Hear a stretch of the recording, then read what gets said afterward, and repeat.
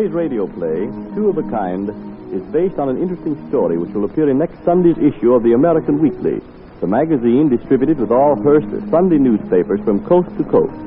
Front-page dramas are produced in the studios of the General Broadcasting Company.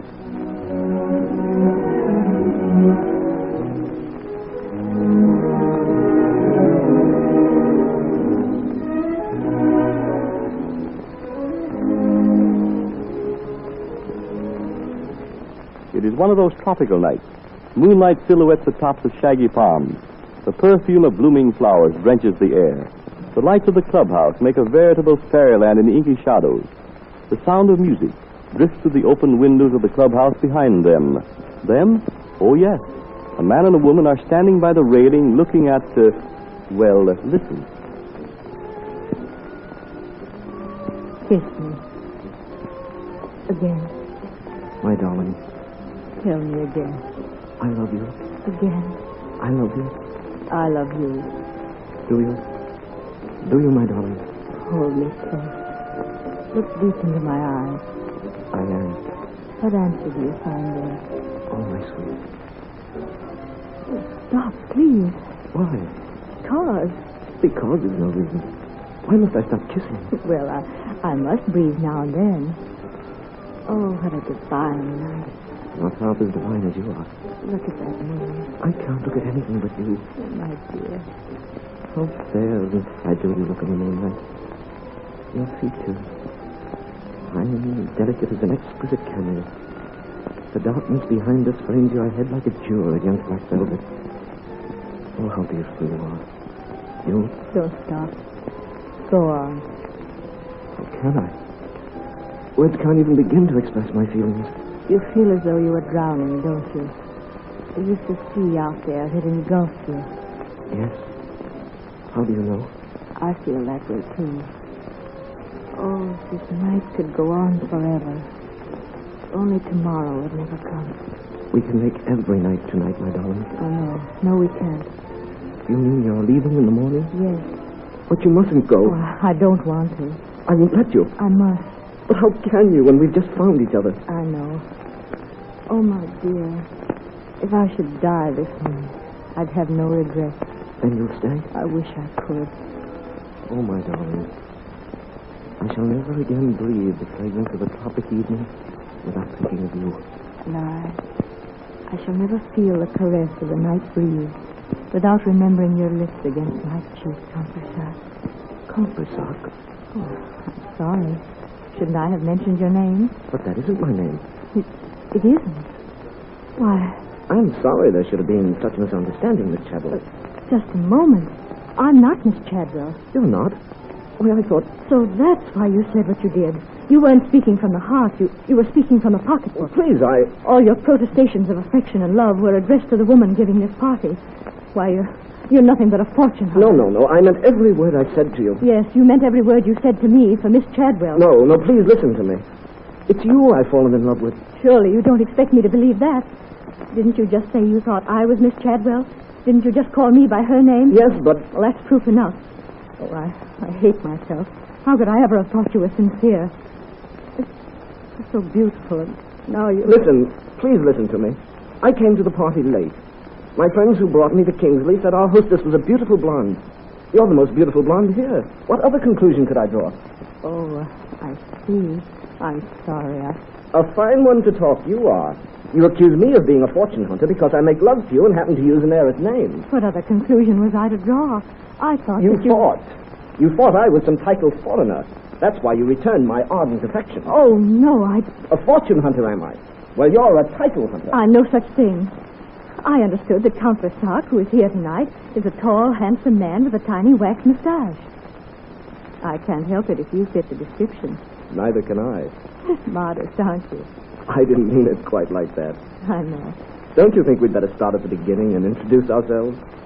I'm Gordon Blake. And I'm Margot Dakin. Ah, there you are, Miss Dakin. I've been looking all over the club for you. Have you seen that young Elliot Adams? He promised to have this next dance with me. Oh, I didn't think that you were... Mrs. Attlebridge, may I present Mr. Blake? How do you do? Well, I'm sorry. I haven't seen Mr. Adams around here. oh, dear. I'm sure he said he would have this next dance for me. And remember, he couldn't dance when I asked him, because he said he had to see a man about something or other. A dog, I think it was. And the next 3, or was it 4 dances were taken. So he made it this next one. Oh, I'm sure he said this next one. Well, perhaps he just... Oh, and I do so love to dance. That's why I came to this dance. To dance, you know. And now I can't find my partners anywhere. That's too bad, Mrs. Atterbury. My hair may be a little gray, but I'm still full of life. And my dressmaker says I'm only stylishly stout. Oh, I'm sure she exaggerates. Eh? Oh, thank you, young man, thank you. Here, let me get a good look at you. Stand over here. Well, how's this? Splendid, splendid. Oh, mistaken. What do you mean by keeping such a handsome young man away from the dance floor? You like to dance, don't you, young man? Why, yes, of course. Good. Then suppose you dance this dance with me. Well, you see, Oh, I'm mistaken. It's kept you away from us girls entirely too long. Oh, you must lend him to me for this one dance, my dear. I'm not detaining him, I assure you, Mrs. Atterbury. Well, I say... Oh, then it's all settled. Come along, Mr. Whatever your name is. Oh, this music simply does things to one. Well, what's the lowdown, baby? Oh, it's you, Roxy. Yeah, it's me. Who are you expecting, young actor? You ought to wear a little bell to warn folks. The way you glide around would put a snake to shame. Listen, baby, just because you're among class, don't think you're one of them. That's right. Throw the cold water. I'm trying to throw a little sense behind that pretty face of yours. You're here for business, remember? As though I could ever forget it with you around. Certainly a good thing I got myself into the party. I see where you'd let the evening's pleasures go to what the physiology books jokingly call your head. Don't worry about me. I certainly will worry about you until this job is done. Now, listen, the gang sends us down here to make a grab. The last chance of the season, and you act like it was your debut. Oh, get off the soapbox, You will come down off that cloud. All right, I'm down. That's better. Now, what's the setup? The woman I was just talking to, Mrs. Attlebridge, is wearing a rope worth $300,000 if it's worth anything. 300 G's? Boy, The best single grab in the clubhouse. you're telling me 300 G's and one twist of the wrist. Well, let's get it over with. You said it. Put the finger on the dame for me. I didn't get a good look at her. Come on, then.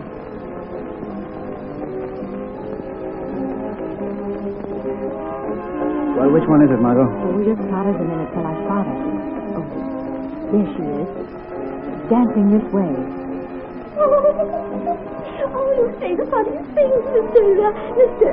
Why, do you know? Here I've been dancing with you for 10 minutes, and I don't know what your name is. Well, I don't know whether that's a social letter or a compliment to my dancing. Both. My name's Blake. Gordon Blake. Oh, are you related to the Blakes of Chicago? Well, perhaps. I suppose all the Blakes are more or less related. That's nice. I've never heard of an Attlebridge until I met Ethelbert, and I've never met one since. It makes one feel so low. Don't you think so? Oh, yes, indeed. I do hope you won't think me rude, Mr. Blake. But would you mind sitting down? Certainly not. You know, I guess I'm not as young as I think I am sometimes. I like to dance, but those musicians seem to be out for some kind of an endurance record. There's a dozen of them, only one of me. Well, shall I escort you to a table? Oh, please do. That one over there where that girl is sitting. Certainly. Here we are. Well, my dear, why aren't you stirring up your circulation? I'm very comfortable right here, thanks. Oh, this charming young man is Mr. Blake, my dear. My niece, Miss Gately. How do you do? How do you do? He's a wonderful dancer. Suppose you finish my dance with him. Well, will you honor me, Miss Gatesby? Thanks just the same. Some other time, if you don't mind. Well, certainly. Now, if you ladies will excuse me... But don't forget I've part of another dance coming to me before the evening is over. I'm at your service at any time, Mrs. Atherton. Oh, he's the nicest boy, my dear.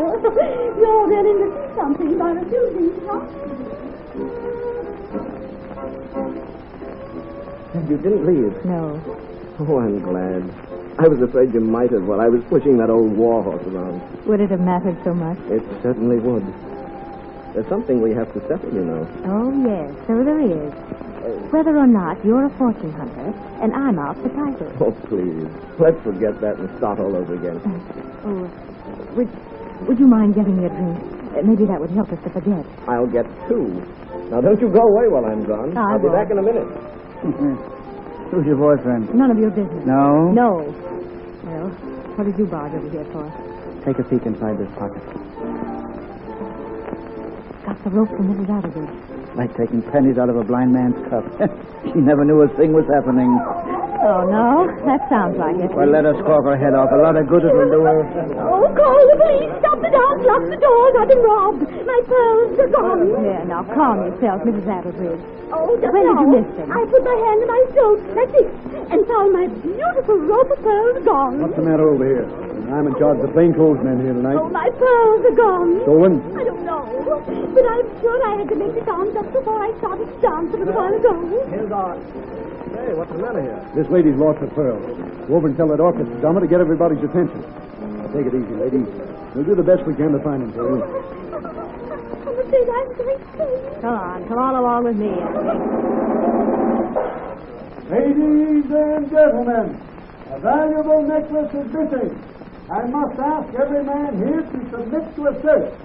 All right, boys, start in. Your trunk. All right. I'll start with you. Me? Yes, you. Oh, no. Why not? Well, this gentleman is a friend of mine. I'm sure he couldn't have had anything to do with it. Well, I'll just make sure about that. Hold up your hand. Oh, Roxy. Well, you're right, lady. He ain't got him. You're next. Where are the pearls, Roxy? In your boyfriend's pocket. Oh. I dropped them in when he started for the orchestra. Well, here he comes back. I'm going to beat him. Oh, wait. Roxy. This is most unfortunate, isn't it? Oh, yes, let's leave at once, Gordon. Well, certainly, but I must submit to a search Oh, first. no, please. Come away at once. But I can't. They'll have all the exits guarded until everyone is searched. I'll get this chap here to do it. I'll only be a minute. I say you. Yeah. Will you be good enough to search me so I can escort this young lady home? Sure. Hold up your hand. Oh, you mustn't search him. You mustn't, I please. suppose this gentleman's a friend of yours, too. Yes, and I'm sure that... He couldn't have had anything to do with it, huh? I know. Don't submit to this, Gordon. Please don't. I have nothing to hide here. Gordon. No, he's right, miss. He ain't got it either. Okay, you can go. All right, I'll take you next. Why, what's the matter, darling? You look as though you were going to faint.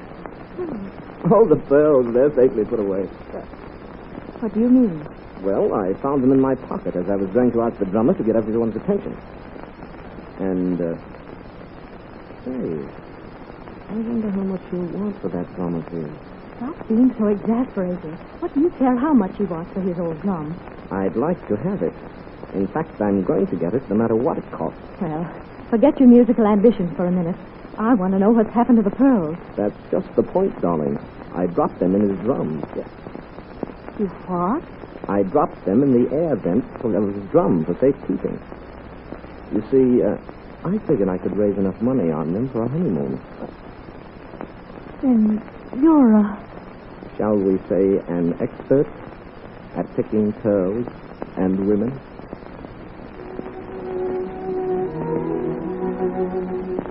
Be sure to read the inside story of a big-time jewel thief, which will appear in next Sunday's issue of the American Weekly, the magazine distributed with all Hearst Sunday newspapers from coast to coast. It will appear under the title, Secrets of the Great Jewel Robberies. This is Wentworth announcing, and turning the microphone over to your own announcer.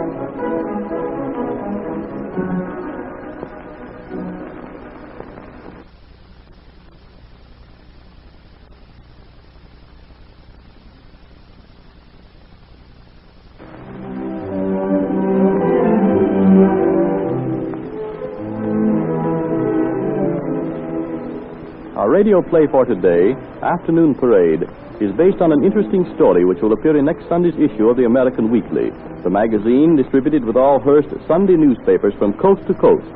Front page dramas are produced in the studios of the General Broadcasting Company.